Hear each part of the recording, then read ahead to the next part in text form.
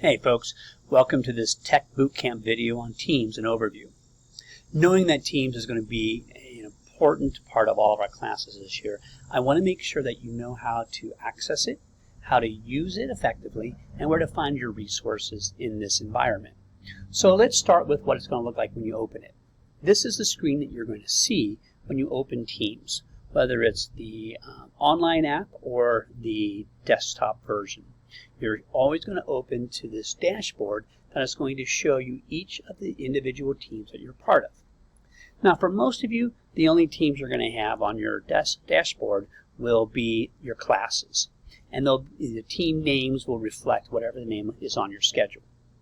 Now, for those of you who are involved in extracurriculars, your coaches and club sponsors may actually create teams that are associated with your groups. And this is going to be an easy way to contact them, to find out information about practices, that sort of thing. So as you see here, I have several teams. I'm the English department chair, so I have a team for meeting with the other department chairs. I have an English department team, so I can work with other English teachers. I have one for the full staff.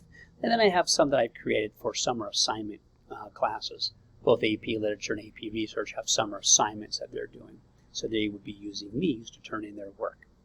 I also have one for Creative Arts Theater. It's our drama club team. So all of these teams, whether they're for classes, for clubs, are all going to look basically the same. So let's go ahead and jump into one. Go into my AP Literature team. So all teams are going to have very similar features. Now, the way your individual teachers or coaches use them may be a little different, but they all basically operate the same way. Let's start over here on the left-hand side of the panel. Now, what you'll see here will be an icon for your class or your club. Now, this may just have the initials of the class, or in this case, I put a picture of a book for AP Literature. It'll have the name of the team. And again, for most of you, this will be the class name. And then these are known as channels. Every team will have a general channel. And some of your classes may only have one channel. Now, what's underneath the general are channels that I've created. Now, what can you do with channels? Well, think of them as small groups, or think of them as a place where certain work might occur. So, for example, channels could be used for small discussion groups. So let's say I know I'm going to do a lot of discussions with this particular class. I might create different discussion teams here. And whenever I want them to go to their discussion groups, they can go into that channel, and only members of their group are going to be able to access that. So that's one way we could be using team channels. The other way you can use team channels is for certain assignment types. Like in this case, my AP Literature students were posting blogs.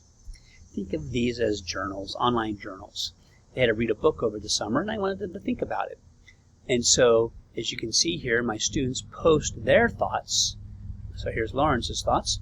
But then other classmates can post replies to them. This gives them an opportunity to have an online discussion, a threaded discussion about the text or about whatever it is we're working on. Think about this like in Facebook or Snapchat or any other social media platform. Someone posts an idea and other people can reply to it. That's exactly what we're looking at here. And then you'll see I also have one for general questions for the class.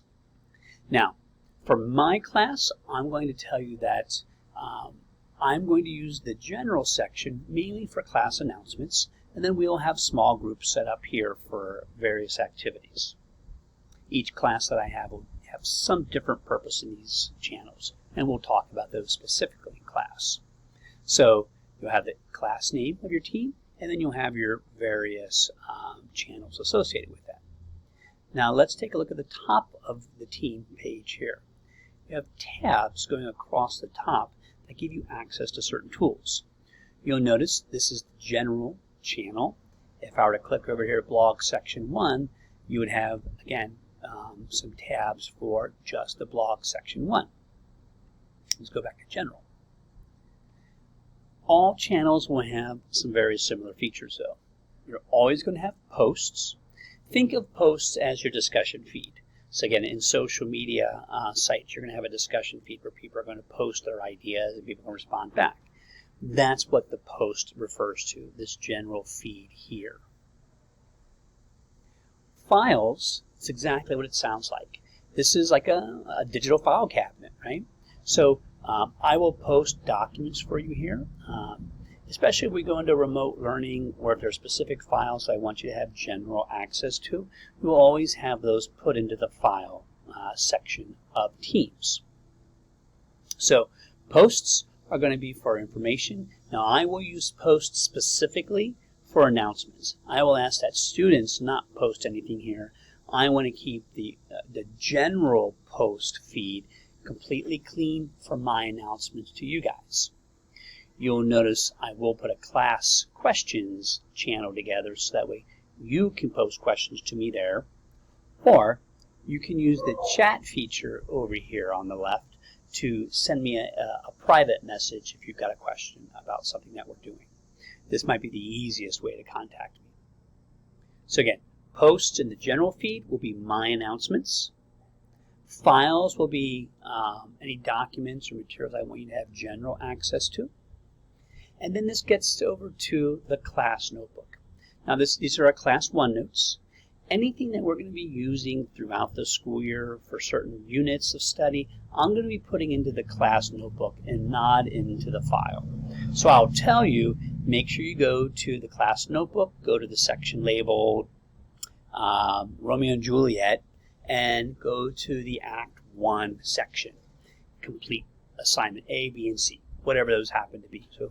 So documents that we're going to be using off and on in class, I'm going to put into the OneNote, because that's sort of our class notebook, that's our class textbook, if you will. And this link will take us to our class notebook.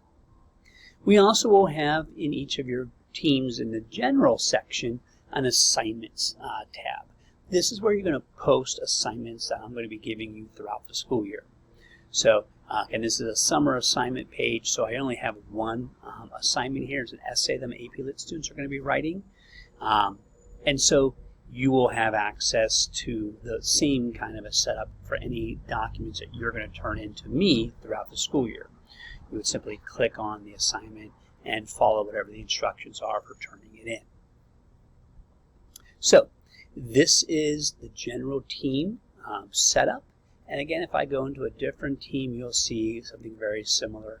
Again, we have the name of my AP research team. The general channel is always going to be default. You're always going to have that set up automatically. You'll see here I've created Team 1, Team 2 for small group discussions. And again, you got your file, your class notebook, and again, assignments for you to submit.